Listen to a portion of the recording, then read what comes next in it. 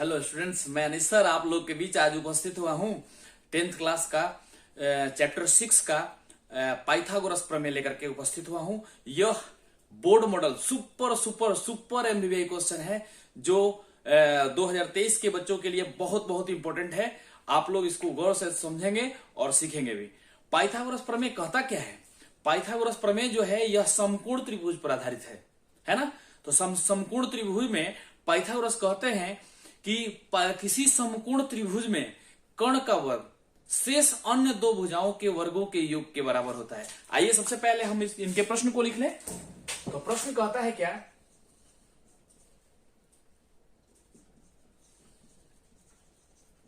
सिद्ध करें कि किसी समकोण त्रिभुज में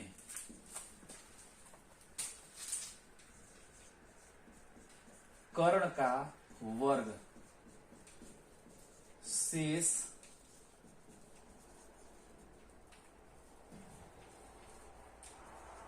दो भुजाओं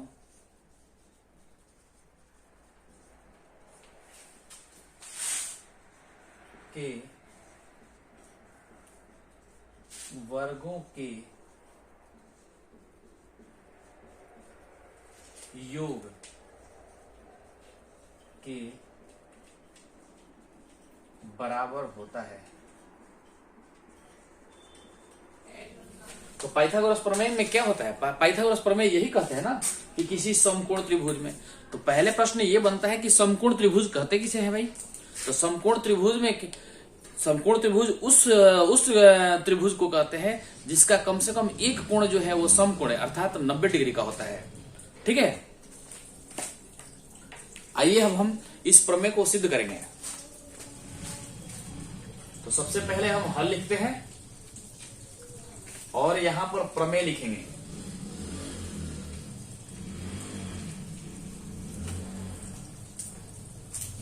तो हमारे पास प्रमेय में क्या है? कहता है कि सिद्ध करे कि, तो सिद्ध करे कि ये क्वेश्चन के रूप में दे रहा है और बाकी जो यहां से हो रहा है कि किसी समकोण त्रिभुज में कर्ण का वर्ग शेष दो भुजाओं के वर्गों के योग के बराबर होता है।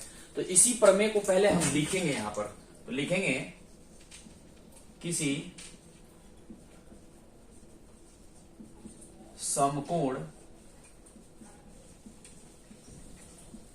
त्रिभुज में कर्ण का वर्ग शेष दो भुजाओं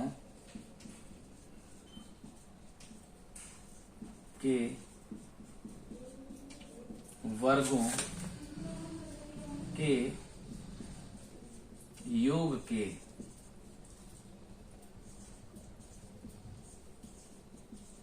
बराबर होता है। सबसे पहले हमारा काम क्या था कि प्रमेय को लिख लेना है ना। तो प्रमेय लिखेंगे तो प्रमेय के साथ में अब दिया क्या है भाई? तो दिया है को लिखेंगे। तो यहां पर चर्चा करेंगे दिया है। अब क्वेश्चन को पढ़ेंगे हम। तो क्वेश्चन में क्या दे रहा है कि समकोण त्रिभुज। तो हमारे पास में दिया क्या है? समकोण त्रिभुज दिया है। तो एक काम करेंगे, हम समकोण त्रिभुज का एक चित्र बना लेंगे, है ना जो।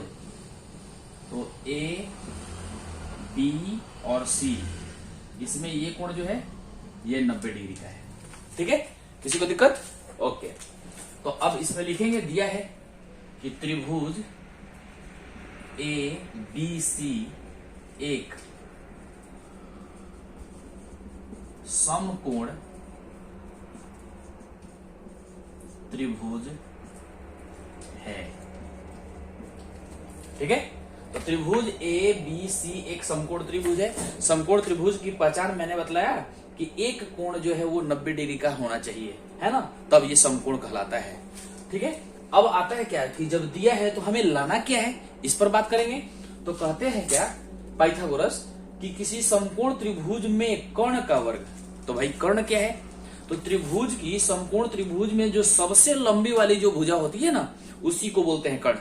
तो तो अब इसमें सबसे लंबी वाली जो भुजा जो होती है, इसमें जो लंबी वाली सबसे भुजा होती है वो देखिए सीढ़ी नुमा होती है ना, इसको बोलते हैं एसी, है ना। तो एसी क्या है? कर्ण है।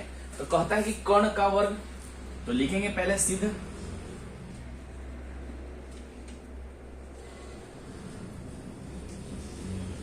करना है। अब सिद्ध करना में लिखेंगे कर्ण का वर्ग मतलब एसी का वर्ग बराबर। अब क्या निकालेंगे भाई? तो कहता है कि शेष दो भुजाओं, तो ये तो कर्ण तो हो गया हमारा काम, है ना। शेष दो भुजा कौन है? तो ए बी है और बीसी है। तो शेष दो भुजाओं तो लिखेंगे ए बी आप ए और यहां पर क्या बीसी, दो भुजा लिख दिए।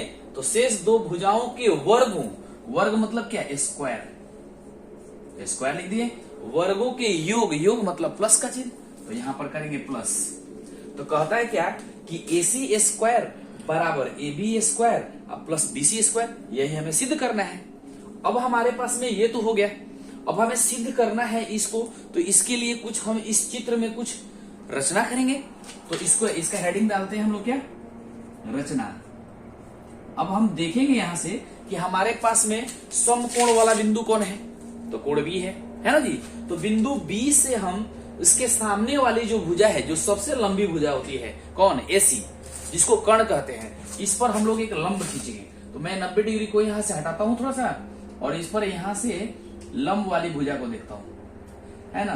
तो इसको डॉट डॉट बिंदु से करके हम दिखाएंगे यहां पर, और इसका नामकरण कर देंगे बी डी। समझ में क्या सभी को? ठीक है। तो अब हम रचना क्या किया हमने कि बिंदु बी से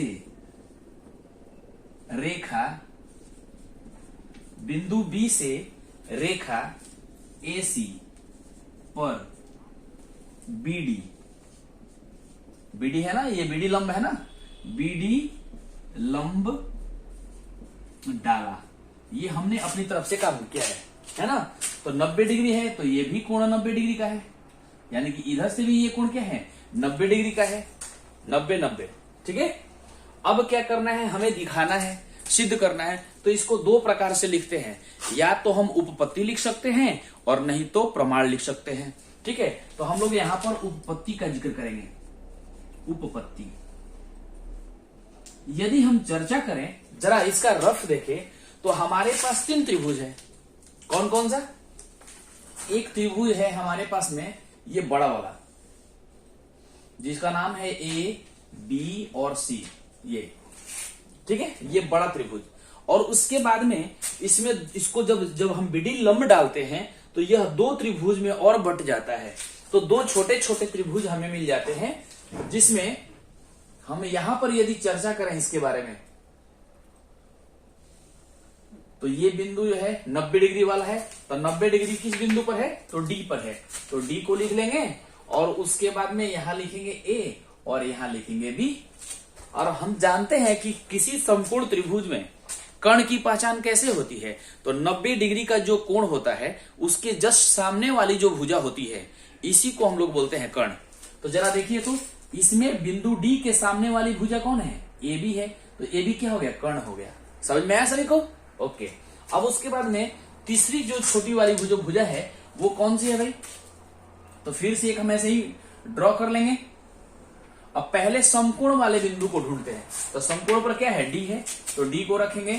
अब उसके बाद में देखेंगे, तो डी से यहां पर सी है, और ये क्या है? बी है, ये बी, ठीक है। तो कहता क्या है कि जो बीसी जो रेखा है और डी बिंदु है, यहां पर देखिए 90 डिग्री का है, ये भी 90, ये भी 90, और यहां पर ये भी क्या है? 90 है। तो हम देख रहे हैं क्या कि 90 डिग्री इसमें सामने है, तो इसके सामने वाली ये भुजा कौन सी हो गई? कर्ण। इसके सामने वाली भुजा कौन सी हो गई? ये भी कर्ण है। इसके सामने वाली भुजा क्या हो गई? ये भी कर्ण है।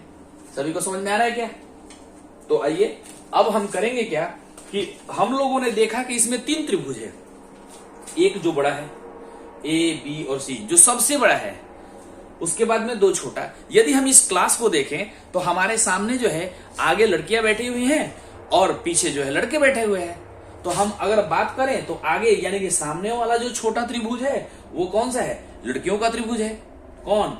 ए डी और बी, ये भी समकोण है। और बड़ा वाला त्रिभुज कौन? अनिश सर, है ना। तो मैं बड़ा वाला त्रिभुज हो गया ए बी और सी। अब इन दोनों को देखेंगे और इनसे कुछ संबंध निकालते हैं। देखो भाई, इसका की पॉइंट यही है, यदि आप दो चीज समझ गए तो पाइथागोरस बहुत आसान है, ठीक है, कि किस त्रिभुज के साथ किसका संबंध ज्ञात करना है। अरे भैया एक क्लास है, सबसे बड़ा नहीं सर, सबसे बड़ा मैं ही हूं ना यहाँ पर, ठीक है। और उसके बाद में दो छोटे छोटे और दो वर्ग के लड़के हैं, एक लड़का और दूसरा लड़की। तो लड़कियां आगे बैठी हैं तो आगे वाले सामने वाले पहले वाले त्रिभुज को लड़कियों को सौंप देते हैं, और जो नीचे रहा है तो नीचे पीछे जो बैठे हैं बच्चे बैठे हैं, मतलब बॉयज बैठे हैं, तो उनके लिए जो दूसरा वाला त्रिभुज सौंप देते हैं।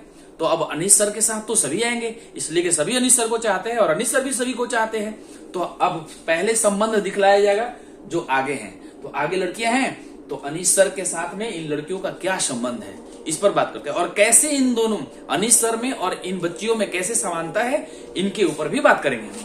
तो आइए हम लोग देखेंगे कि त्रिभुज अनिश सर कौन? बड़ा वाला त्रिभुज, यानी कि त्रिभुज ए बी और सी तथा अब सामने आगे कौन बैठी है भाई? तो लड़कियां बैठी हैं। तो त्रिभुज ए डी बी, त्रिभुज ए डी और बी से। आइए अब देखेंगे समानता क्या है। तो देखिए मैंने त्रिभुज को पहले ऑलरेडी यहां पर लिख के रखा है ना, अभी समझा रहा था आपको कि कर्ण कहां से आएगा क्या आएगा। तो हम देख रहे हैं कि हमारे पास में ये बड़ा वाला त्रिभुज और इसमें पहला त्रिभुज है जो लड़कियों के लिए दिया गया है, ए डी और बी। तो हम देख रहे हैं कि कोण बी यूं कहें कि बिंदु बी पर जो है कोण है, तो इसको बोलेंगे कोण बी और इसको बोलेंगे कोण डी। तो कोण बी और कोण डी जो है वह कितने डिग्री का है? 90 डिग्री का है, अर्थात समकोण है। तो हम यहां पर लिखेंगे क्या? कोण बी। कोण बी कौन है भाई? सबसे पहले मैंने बड़ा वाला त्रिभुज को लिखा है, तो बड़े वाले त्रिभुज के मान को पकड़ेंगे। तो कोण बी है बराबर छोटे वाले त्रिभुज में कौन है? तो कोण डी। तो कोण डी लिखेंगे बराबर क्या? 90 डिग्री। कोष्टक में लिख लेंगे समकोण। समझ में आया सभी को? ओके। अब आता क्या है, अब हम देखेंगे कि आखिर अनिश सर में और जो स्टूडेंट्स ये जो लड़कियां हैं, इन दोनों में क्या समानता है, आखिर ये कैसे सिमिलर है। तो प्रश्न बनेगा ना कि कुछ तो कॉमन होना चाहिए। तो अनिश सर भी पढ़ाई से जुड़े हुए हैं, पढ़ते पढ़ाते हैं, और साथ में जो है ये लड़कियां भी पढ़ती है ना जी। तो पढ़ने से संबंध जुड़ा हुआ है, यानी कि हम दोनों में कॉमन चीज क्या है? पढ़ाई। यानी कि हम दोनों पढ़ाई को प्रेफर करते हैं। समझ में आया क्या? तो अब यहां पर देखेंगे कि ये दोनों तो 90-90 वाला मान बराबर हो गया है। अब इन दोनों में कुछ और भी मिलता है क्या? कोण। तो देखिए यहां पर कोण ए है और यहां पर भी क्या है? कोण ए है, दोनों में मिल रहा है। अब यहां देखें तो कोण सी और कोण बी नहीं मिल रहा है, तो हम जो मिल रहा है उसको लिख लेंगे। तो कोण ए बराबर कोण ए। अब दोनों में मिल रहा है यानी कि कॉमन है। कॉमन है तो इसको हिंदी में सर्वांगसम बोलते हैं। सॉरी, कोण ए और कोण ए दोनों मिल रहे हैं, तो ये दोनों कॉमन है, तो कॉमन को हिंदी में उभयनिष्ठ बोलते हैं। तो यहां पर लिख लेंगे उभयनिष्ठ, है ना। अब यहां पर जब हो गया तो त्रिभुज का नियम क्या कहता है? यदि किसी त्रिभुज के दो कोण आपस में जब बराबर हों तो तीसरा कोण जो है वह स्वतः बराबर हो जाता है। ये कोण का नियम है ना जी। तो यहां पर लिखेंगे ए फॉर एंगल ए समरूपता से, ए समरूपता से। यहां पर लिखेंगे ए समरूपता से, ठीक है। अब क्या भाई ए समरूपता से मतलब क्या है? हम देखेंगे कि अगला कोण क्या होगा। तो हमारे पास कोण क्या बचा है? ये कोण सी, और यहां पर कोण क्या बचा है? कोण बी। तो भाई ये भी तो बराबर होगा, है ना। तो ए समरूपता से हो जाएगा कोण सी बराबर कोण बी। अब जानते हैं हम साहब कि आनुपातिक संबंध क्या होता है? Sine theta, cos theta, tan theta, cot theta, cosec theta और सेक थीटा। तो अब हमारे पास में जब कोण सी के बारे में हम जब चर्चा कर रहे हैं तो कोण सी के सामने वाली जो भुजा होगी वो लंब होगी और इसके नीचे वाली जो भुजा होगी वो आधार होगी। तो यदि हम लंब वाले को समीकरण को लेकर के चलें तो इसके लिए हमारे लिए कौन सा मान होगा, sin c। इसमें आएंगे तो कोण बी के लिए जब बात करेंगे तो कोण बी के लिए जब चर्चा हम करेंगे तो इसमें क्या हो जाएगा बताइए, ये एडी लंब होगा ना भैया, क्या होगा, एडी लंब हो जाएगा। कौन सा लंब होगा, एडी लंब होगा। और इसके बाद में इसका ये मान क्या हो जाएगा, कर्ण हो जाएगा। तो हमें लंब बटा में कर्ण ही तो लेना है भाई। तो हम आएंगे क्या, अब हम कोण बी बराबर कोण सी है तो हम यहां पर इसको हल करेंगे, ठीक है। और थोड़ा सा मैं इस चित्र को मिटा देता हूं, है ना, और मेन चित्र से देख लेंगे हम लोग। तो यहां पर जब हम लिखना चालू करेंगे, ठीक है, तो यहां पर हमारे पास में भुजा हो जाएगी कौन सी, ए बी, कोण सी के लिए लंब है तो ए बी और बटा में क्या, ए सी, तो ए सी लिख लेंगे बराबर। अब जो इस त्रिभुज के लिए जब चर्चा करेंगे हम तो इसके लिए मान क्या हो जाएगा, एडी, एडी और बटा में इसका जो कर्ण क्या हो जाएगा, ए बी, तो ए बी लिख लेंगे। अब इसको हल करेंगे तो तिरछा तिरछी गुना होता है, ठीक है, इसको क्रॉस मल्टीप्लीकेशन बोलते हैं।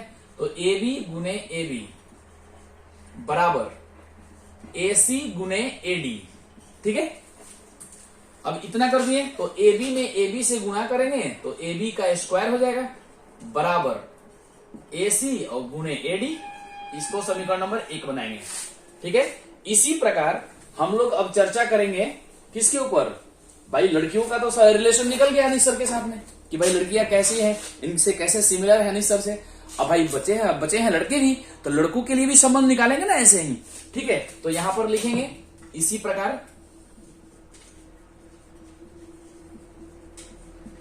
प्रकार त्रिभुज, तो अनिश सर आएंगे तो हाँ, बड़ा वाला त्रिभुज ए बी सी तथा त्रिभुज। अब लड़कों के लिए है तो लड़कों के लिए क्या हो जाएगा, बी डी सी, तो लिखेंगे बी डी सी से। अब भाई देखो भाई वही सेम कहानी, कोण समकोण बराबर है और फिर एक कोण जो है वो सर्वांगसम है ना। तो इस पर जब हम चर्चा करेंगे तो इसके लिए मान क्या हो जाएगा, बीसी बटा में एसी, क्या हो जाएगा, बीसी बटा में एसी बराबर। अब चलेंगे यहां पर तो सीडी बटा में बीसी, सीडी बटा में बीसी, ठीक है। ये लड़कों वाले त्रिभुज से बात हो गई, ठीक है। इससे तो अब यहां पर तिर्यक गुना करेंगे तो ये हो जाएगा बीसी गुना बीसी बराबर एसी गुना सीडी। अब बीसी में बीसी से गुना करेंगे तो बीसी का होल स्क्वायर बराबर एसी गुने सीडी, ठीक है। समझ में आ रहा है सभी को, मजा है, आ रहा है क्या, ओके साहब। चलिए तो अब यहां पर इसको लिख लेंगे हम लोग समीकरण नंबर कौन सा, 2। ये हो गया समीकरण नंबर 1 और ये हो गया समीकरण नंबर 2। तो हम जब यहां पर जब चर्चा करेंगे साहब,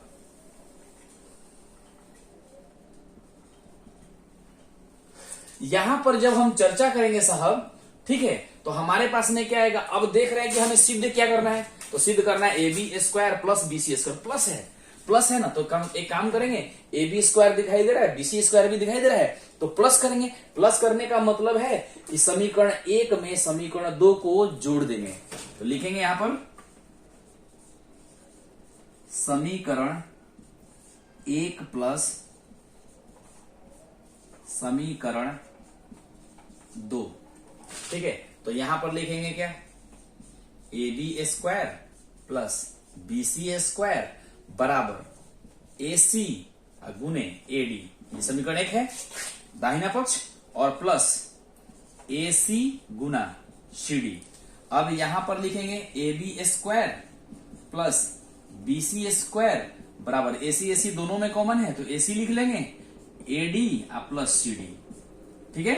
अब यहां पर लिखेंगे A B square plus B C square बराबर ए सी, तो सही है। अब इसके लिए चर्चा होगी भाई कि A D plus C D का मान क्या है, तो हम चित्र में चलेंगे जब, तो एडी, देखिए एडी पर जब चर्चा होती है साहब, तो एडी में हम देख रहे हैं क्या है, देखिए ए से लेकर डी तक एडी, और प्लस में क्या दिया है, सीडी दिया है। तो देखिए सीडी क्या है, ये वाला। तो जब इन दोनों को मिलाएंगे तो इन दोनों का अंतिम छोर क्या है, ए से लेकर सी तक है। तो हम इन दोनों को क्या मिला करके क्या लिख सकते हैं, ए सी लिख सकते हैं। तो यहां लिखेंगे ए सी, अब यहां पर लिख लेंगे, इसलिए A B square plus B C square बराबर ए सी स्क्वायर। यही ना सिद्ध करना है, देखिए A B square plus B C square बराबर ए सी स्क्वायर। अब यही आपका क्या हुआ, यही सिद्ध हुआ।